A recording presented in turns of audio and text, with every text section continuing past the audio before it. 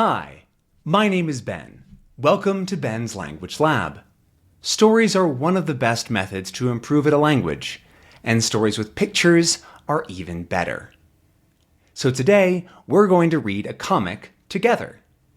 If you need, there are subtitles available, or you can see the entire transcript on benslanguagelab.com. This video is meant for English beginners. Your job right now is just to listen, watch, and enjoy. And make sure you subscribe for more videos like this one. Right now, we're reading Tintin and the Secret of the Unicorn. If you haven't seen the other episodes, click the link in the description to watch from the beginning. Let's start learning. So if you remember from last time, we're on the boat, and Tintin and Red Rackham are fighting. Ching, ching! They're fighting with their swords, and the gunpowder is going to explode. We have to see what happens. They keep fighting. Ching, ching, ching. And he says, "Retreat as you may. You cannot escape me." Right? You can't run away, even if you try. Retreat as you may is sort of as you try, or if you try to do this thing, you will not, right? It's a pretty old way of saying it, but retreat as you may, you cannot escape me. I'll run you through, prattling porpoise. To prattle is to like talk a lot, blah, blah, blah, blah, and then a porpoise is an animal. I'll run you through. It's when you stab somebody, right? If this is a person, you run them through with a sword. I'll run you through, you prattling porpoise. Ching, ching. Tss, as the fuse runs down slowly. As he fought, Sir Francis kept thinking of that fuse. Tss, about to touch off. That's weird. About to touch off the powder at any moment. So to touch off is going to mean to set off. We wouldn't say to touch off. That doesn't make sense in modern English. But to set off is to make something explode or start. If you have an alarm on the ceiling, or something like that, a smoke alarm, smoke will set it off. Right? Or in this case, it's going to set off the explosion. And as he was fighting, as he fought, he was thinking of the fuse, because it was going to explode at any moment. Suddenly, nimbly parrying a thrust, he leapt to one side. Nimbly is when you do something very quickly, nimble. A cat is very nimble because they're very light and they're quick, and they can dodge things and move and jump around. And then here's some sword fighting words. To parry is to block something, right? So when you parry something, like somebody's attacking you with a sword and you block it, right? That's a parry. And then a thrust is to thrust the sword at them like this. Hi-ya! Right? That's a thrust. He leapt to one side. Ooh, and he jumped and he landed on poor Snowy's tail. Whoa, whoa! Ouchie, that hurt. With one swift blow from his heel, he extinguished the fuse. Psst. So we had one swift blow with his heel, right? So this is his heel down here, this back part of your foot. Right? This is my hand, but if this is a foot, your heel's back here. This is the ball of your foot, and this is the heel of your foot. So his heel went boom right down onto Snowy's tail. Now, Red Rackham, my temper's rising. He's getting angry. His temper is his anger, right? Your temper is how angry you are. Somebody who does not get angry is very mild-tempered. They don't have a temper. But somebody that gets angry very easily has a temper. And now it's going up. His temper is rising. This is all fighting, and we see the bottle flying into the air, and he's swinging the sword. And Snowy is running out of the way because we don't want this to happen again. No, that was too hard. Bang, thump, zing, crack. Victory! Red Rackham lies dead with a yo-ho-ho and a bottle of rum. And so he's saying that he's won. Victory! I have won. I am victorious. Because Red Rackham lies dead. He's lying on the ground. And then, this is again from like a boat song with a yo-ho-ho and a bottle of rum, is what he says. With a yo-ho-ho and a bottle of rum. Again, doesn't really make sense, but that's what you might say if you're a pirate. And so here we see Red Rackham lying dead. That's that. May heaven forgive your wicked soul. Heaven is where you might go after you die. That's what people believe. And so he's saying, well, I hope that heaven forgives you. To forgive someone is to say, I forgive you. It's okay. I don't mind what you did. Because he had a wicked soul. He was evil. He killed people. He took from them. And so he says, I hope that heaven forgives your wicked soul. Enough delay. Now to light another fuse, and I'll be off. No more waiting around. Delay is when you wait for something and it takes a long time. Right? So if you go, or somebody smacks, oh, that's a delay, right? There was this, a delay there. But so no more delay. We have to light another fuse. He's lighting the fuse here. And it starts to go and be off. And he runs away. I will be off. That's I'm going away. No one has seen me. They're still drinking. Remember, they were having a party and drinking a lot. Quick, into the jolly boat. That's going to be a boat to escape on, a small one to run away. Because no one saw him. No one has seen me. It's okay. They're still drinking. He's safe. So he's going to the lifeboat, we'd call it now, the jolly boat. That's this. And here we see him climbing down this rope at night. He's on the back of the ship here. And he's going to climb down the rope, down here, and into this boat. Just look at the jolly boat. This is going away. Nonsense. You're seeing things. You're drunk. Of course, there's not seeing things. The boat is going away. As he rows and rows the boat away, and kaboom! It all explodes. Hurrah! Justice is done! He's now excited because they had taken everything and killed his crew. And so he's celebrating. Hurrah! And then he runs into the beach and falls over. Justice, by the way, is when something is equalized. So what they did was very bad. What they did is very bad. They must be punished. And so he did something that's also very bad. And so it's equalized. Justice. Oops. And so you might think of court or going to see the judge is justice. Because somebody did something wrong, and so they have to pay for it. And he says, so perished the unicorn, that stout ship commanded by Sir Francis Haddock. All of the pirates aboard her, not one escaped with his life. So, to perish is to die. The unicorn, that's this boat, perished. It died. Along with, because it was very stout.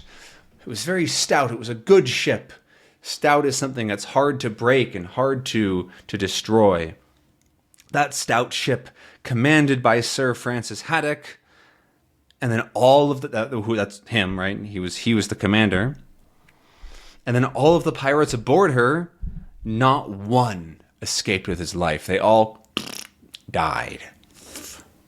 But then Tintin asks, what happened to Sir Francis after that? Now that he's on the island here, right? Here he is on the island. What happened next? It says, he made friends with the natives on the island and lived among them for 2 years. Then he was picked up by a ship, which carried him back home. There his journal ends, but now comes the strangest thing in the whole story. So the natives on the island are the people that live on the island. Native to somewhere is when somebody is from a place. And a lot of islands are quite small, and so they have a couple hundred or a couple thousand natives living on the island. And so he lived among them, he lived with them for 2 years, until another ship came by and picked him up. He was picked up by the ship, and they took him back home. And that's where his journal ends. There's nothing else. No more information. But the strangest thing comes next. There's the most interesting part of the entire story. On the last page of the manuscript, there is a sort of will in which he bequeaths to each of his 3 sons a model, built and rigged by himself, a model of the very ship he once blew up rather than leave her to the pirates. There's one funny detail. He tells his sons to move the mainmast slightly aft on each model. Thus, he concludes, the truth will out. So let's break this down. What happened here? So the manuscript, so his journal, what he wrote, there's a will. A will is when somebody dies, they write or before they die, they write a will on who they want to have their things. And so somebody might write a will. So he wrote, I want my 3 sons to have this boat, and this boat. It's when you tell after you're dead who gets your stuff, basically. And so he wrote a will in which he bequeaths. That's a fancy word to say give, really. It's pretty much means exactly the same thing. It's just to give somebody something. It's a little fancier. I bequeath to you my boat rather than I give you my boat. But it's the same thing. And remember, model is the small fake ship, right? So the little ship here is a model because it's not real. It's not humongous. It's a little model. Which was built and rigged by him. To rig a ship is to put the ropes together, right? So when you build something, you connect it, and then you rig the little ropes to have the sails and everything on it to look more like a ship. It's called the rigging. Again, it's another boat word. And he rigged it and built it by himself. A model of the very ship that he once blew up rather than leave to the pirates. When you leave something to somebody, it's when you bequeath it to them, when you give it to them, usually in not a way of like just giving it to somebody. It's if maybe you're moving or you're dead or you decide to go away, you might leave somebody something. So maybe you live with a friend. You and your friend live in the same apartment. You live together. But you have to leave. You have to go back home, or you want to go to another country. But you can't take your bed with you, or you can't take a bunch of things, and so you leave them to your friend. And then he says that there's one funny detail. He tells his sons to move the mainmast, so the big center one, aft, slightly backwards. He wants them to move the mast slightly backwards, and thus the truth will out. So thus is like, and then, and if you do that, this will happen. The truth will out. The truth will come out. We'll figure out the truth. That's it, Captain. Red Rackham's treasure will be ours. He realizes what happened. What do you mean? Why do you suppose Sir Francis told his sons to move the mainmast on each of the 3 ships? How should I know? Why would he say that? How should I know? He must have been a very particular man, and wanted the ships to be perfect. In that case, why would he not have moved the masts himself? Why did he tell his sons to do that? In that case, he would have moved the masts himself. Those mean the same thing. But so he doesn't know why. Why would he do that? Maybe he wanted them to be more perfect. But then Tintin says then he would have done it. He would have moved the masts slightly aft, of course. Why would he tell his sons to do it? Because if they had obeyed him, if they'd listened to his words, if they had listened to what he said, they would have found a tiny scroll of parchment inside each mast. Remember, when the mast broke on Tintin's ship, there was something inside. They found a little tiny scroll. And if they had listened to him, they had obeyed him, that's when you listen to what somebody tells you to do, they would have found them. So what's that? How do you know? Because I myself found the parchment hidden in the ship I bought in the old street market. Here it is. And so now Tintin's saying that's why he knows. He found one. He knows what it is. But then he reaches for it. My wallet! Someone's stolen my wallet! Stolen it?